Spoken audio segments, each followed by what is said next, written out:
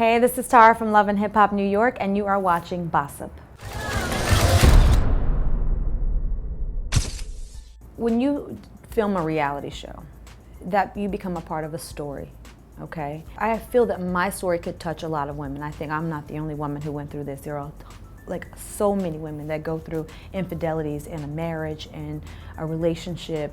And I feel that it was more important, it becomes a bigger animal than you. And that is to tell your complete story. It started there, and at this moment you just have to grab it by the balls and then tell it the complete story. You don't just drop off there. On this season of Love and Hip Hop, you do have to stay tuned, but I hope that, you know, in completing the story of where I started, and last season people just kind of saw me always upset about what had happened because it was a blow, it was a shock, I didn't know anything about it. But this season I hope that people get a sense of my personality, who I am, you know, not just this upset, scorned woman. I don't allow my sons to watch Love and Hip Hop. I only allow them to watch their scenes before we filmed Love and Hip Hop season 4. Peter did like a few episodes of season 3, so I allowed them to kind of watch. And then Jameson was like, Rich Dallas curses too much, my oldest son, and I'm like, okay, no more Love and Hip Hop for you.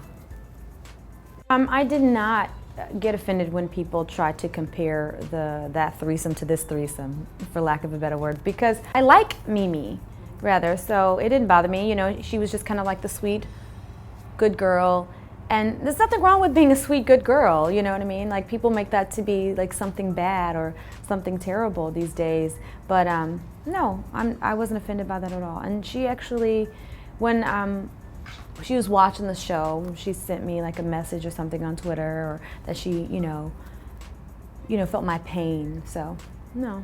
Oh, I just sent him a meme the other day I found. Yes, I always laugh at the memes. And then, but the thing about Peter is, like, you can't really top him at a joke. So I sent him a meme, immediately he sent me one back. And I was like, damn, you won again. A lot of people did have a lot to say about his dirty feet. And on that particular day, they were dirty because he was walking barefoot outside. It bothers me when people are always like, oh, your apartment floor is that dirty. I'm like, who really lives like that? Like, I mean, really? I mean, we're filming, there are a crew of people there, like, somebody would pick up a broom and help me out, you know what I mean? Peter's very endearing in the things that he says, but, you know, he could possibly still be endearing in the things he says to Amina. So, you know, Peter's always a flirt, so you never know if it's serious or not, but, you know, right now he knows the boundaries and where I stand with it. And we've just kind of left it at that. I'm not going to be the kind of woman that keeps their sister a secret to them forever. It's just something that I'm being very patient with myself and accepting and delivering that information to our sons. So once that's done, I'm sure they'll want to be around their sister. And it's a baby's innocent. You know, I could see the baby fall in love and, like, you know, hijack the baby and run to another country or something.